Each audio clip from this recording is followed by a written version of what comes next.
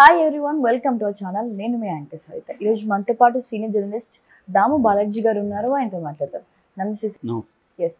So volunteer పెద్ద ఎత్తున రాజీనామా చేయడం జరిగింది. దగ్గరగా 45,000 మంది అని మనం విన్నాము. సో ఇది ఎవరికి ఎఫెక్ట్ అవుతుంది సార్? ఇటు కూటమికా, ఇటు జగన్కా? అక్కడ నిన్న ముఖేష్ కుమార్ మీనా ఆయన నిన్న ప్రెస్ మీట్లో మాట్లాడారు, ఎలక్షన్ కమిషనర్. సో ఆయన కొన్ని విషయాలు చెప్పారు. అదేంటంటే ఇప్పటి వరకు వాలంటీర్లు 44,163 మంది రిజైన్ చేశారని చెప్పారు. ఒక 1017 మందిని ఈసీ తొలగించింది, ఎందుకంటే వాళ్ళు వైసీపీ తరఫున క్యాంపెయిన్ చేస్తున్నారని. ఒక 86 మంది వాలంటీర్ల మీద కేసులు కూడా పెట్టామని చెప్తున్నారు. అంటే ఓవరాల్గా తీసుకుంటే ఒక 45,000 మంది వాలంటీర్లుగా ఇప్పుడు లేరు. సో వీళ్ళందరూ ఎందుకు రిజైన్ చేశారు, దీని ఎఫెక్ట్ ఎవరి మీద పడవచ్చు అనేది ఇప్పుడు పెద్ద చర్చ జరుగుతుంది. మామూలుగా గతంలో వాలంటీర్ల మీద తెలుగుదేశం కానీ ఇటు జనసేన కానీ తీవ్రంగా విరుచుకుపడ్డారు.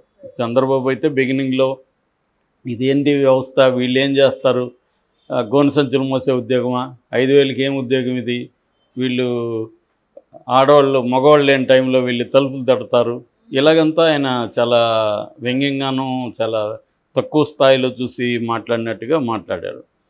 దాని తర్వాత వ్యతిరేకత వచ్చింది అప్పుడే, దాంతో ఆయన సైలెంట్ అయ్యాడు. కానీ పవన్ కళ్యాణ్ ఒక్కసారిగా తీవ్రంగా విరుచుకుపడ్డారు వాలంటీర్ మీద. అసలు వాలంటీర్లు సంఘ విద్రోహ శక్తుల్లాగా మాట్లాడాడు. వాలంటీర్ల ఈ అమ్మాయిలో 33,000 మంది మిస్ అయ్యారని, ఆ 33,000 మంది మిస్సింగ్కి వాలంటీర్లే కారణమని, ఈ డేటా అంతా తీసుకెళ్ళి సంఘ విద్రోహ శక్తులకు ఇస్తున్నారు, కొంతమంది అబ్బాయిలు వాలంటీర్లు ట్రాప్ చేస్తున్నారని అతను పబ్లిక్గానే అటాక్ చేశాడు.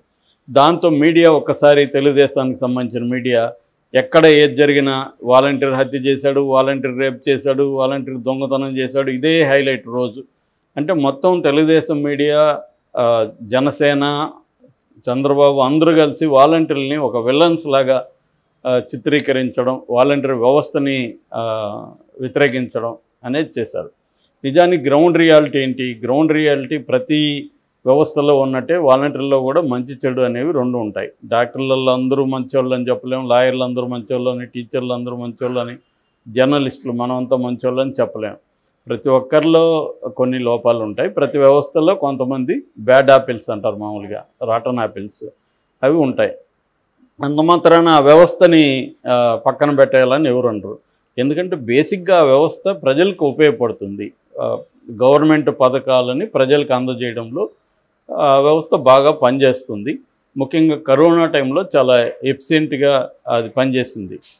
ముఖ్యంగా టెస్టులు చేసుకోవడానికి కానీ, ఇంటింటికి వెళ్ళి మెడికల్ చెకప్ చేయడం, అప్పట్లో కలవడానికి కూడా మనం క్లోజ్ ఫ్రెండ్స్ కూడా కలిసేవాళ్ళం కాదు, బంధువులు కూడా కలిసేవాళ్ళు కాదు. అటువంటి స్థితిలో కూడా వీళ్ళు రిస్క్ తీసుకొని మెడికల్గా వెళ్ళి వాళ్ళకి కావాల్సిన మెడిసిన్స్ ఇవ్వడం కావచ్చు, టెస్టులు చేయించడం, ఇవన్నీ చేశారు. సో అందువల్ల వాలంటీర్కి మంచి పాజిటివ్ ఫీడ్బ్యాక్ వచ్చింది. దాన్ని వీళ్ళు అటాక్ చేశారు. దాంతో వాలంటీర్లలో ఒక వ్యతిరేకత బాగా పెరిగింది.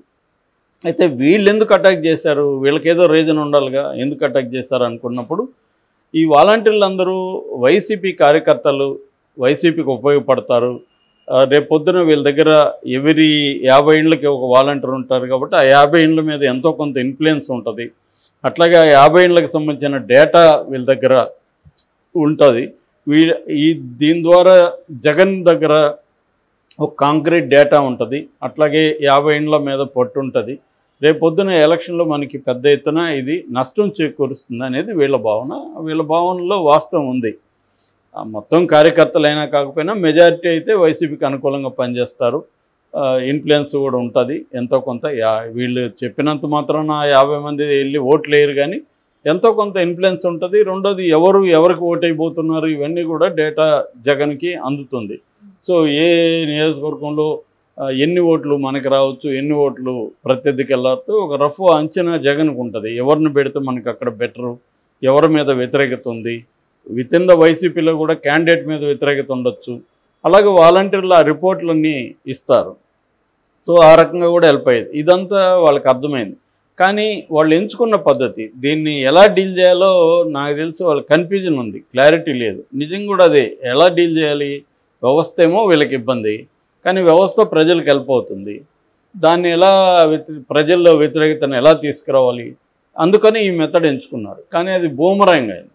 బూమరాంగ్ అయ్యి ఏమైంది, ప్రజల్లో వాళ్ళు ఎట్లా వ్యతిరేకత కాల, దీనివల్ల మీడియాలో వచ్చినంత మాత్రాన ప్రజల్లో ప్రతి గ్రామంలో వాలంటీర్ను వాళ్ళు 50 ఇండ్లకి మా వాలంటీర్ మంచోడో కాదో చూస్తారు తప్ప ఇంకెక్కడో బ్యాడ్గా ఉంటే మాకేం అనుకుంటారు వాళ్ళు. మా వాలంటీర్ మంచోడా కాదనేది వాళ్ళకి తెలుసు. రెండోది 50 ఇండ్లకి ఒక వాలంటీర్ ఉన్నప్పుడు వాడు బ్యాడ్గా ఉంటే 50 ఇండ్ల వాళ్ళు ఎందుకు గమ్మున ఉంటారు? అందరికి తెలిసినోడే కదా ఉంటాడు. వాడు లోకల్లో 50 ఇండ్లు అంటే రోజు వాడి ముఖం వీళ్ళ ముఖం వాళ్ళు చూడాలి. వాడు బ్యాడ్గా ఉంటే కొంతవరకు సహిస్తారు, ఆ తర్వాత సహించరు కదా వీళ్ళు కూడా. ఏంట్రా నువ్వు వద్దని తీసేయడానికి వాళ్ళు 50 మంది ట్రై చేస్తారు కదా. అందువల్ల వీళ్ళది బూమరాంగ్ అయింది. వీళ్ళకి కూడా ఇంక వేరే మార్గం కనిపించలేదు నాకు తెలిసి. పవన్ కూడా అటాక్ చేసినా కూడా తేలిపోయింది. ఎందుకంటే మిస్సింగ్ అయిన వాళ్ళందరూ ట్రాఫికింగ్ వెళ్ళరు. ట్రాఫికింగ్ వేరు, మిస్సింగ్ వేరు. మిస్సింగ్ అంటే ఇప్పుడు ఒక అమ్మాయి ఒక అబ్బాయిని లవ్ చేసి బయటకు వెళ్తే కూడా వాళ్ళ అమ్మ నాన్న వచ్చి కంప్లైంట్ ఇస్తే పోలీసులు మిస్సింగ్ అని రాసుకుంటారు. ఆ అమ్మాయి ట్రాఫికింగ్కి వెళ్ళలే, ఎవరినో లవ్ చేసి వెళ్ళింది. కాబట్టి ట్రాఫికింగ్ వెళ్ళే వాళ్ళ సంఖ్య కొంతవరకు తక్కువ ఉంటుంది. రెండోది ఏంది, మన దేశంలో అన్ని రాష్ట్రాల్లో కూడా ఈ సమస్య ఉంటుంది. కాబట్టి ఇది ఆ రకంగా మిస్సింగ్ కేసుల విషయంలో కూడా ఆంధ్రప్రదేశ్ 7, 8, 9 ఉంది లిస్టులో. నేను ఆ మధ్య కూడా చెప్పాను, నాకు కరెక్ట్గా ఇప్పుడు గుర్తులేదు. కానీ మొత్తానికి కింది ఆంధ్రప్రదేశ్ కంటే ఎక్కువ రాష్ట్రాలు ఉన్నాయి. మరి అక్కడ ఎవరు కారణం? వాలంటీర్లు అక్కడ లేరు కదా. కాబట్టి ఇక్కడ ఏంటంటే అది వేరు ఇది వేరు. వాలంటీర్లకి వల్ల వీళ్ళు అయ్యారనే ఈయన దగ్గర డేటా లేదు. పోలీసులు డీజీపీ అడిగారు ఆయన్ని డేటా ఇవ్వమని పవన్ కళ్యాణ్ని. నాకు కేంద్ర నిఘా సంస్థలు ఇచ్చాయన్నాడు, ఆ డేటా బయట పెట్టలేదు. డేటా బయట పెట్టకుండా నోటికి వచ్చిన ఆరోపణ చేస్తే ఎవరు కూడా నమ్మరు. అలాగే బూమరాంగ్ అయినాక మళ్ళీ ఇద్దరు మార్చుకున్నారు. పవన్ కళ్యాణ్ నేను అలాగనలేదు ఇలాగనలేదని, నేను ఇంకా వైసీపీ వాళ్ళ మీద అన్నాను, మీ మీద నాకేం కోపం, మేము ఇచ్చేవాళ్ళమే కానీ మేము మీ కడుపు కొట్టేవాళ్ళం కాదు. ఈ ప్లేట్ పెరాయిస్తే కూడా కుదరదు. ఇప్పుడు ఇవాళ సోషల్ మీడియా ఉంటుంది, అప్పుడేం వీడియో పెట్టాడు ఇప్పుడేం వీడియో చెప్తున్నాడని రెండు పక్కన పెట్టి దాన్ని వీలుంటే ఇంకొంత మసాలా ఎడిట్ చేసి వేస్తున్నారు.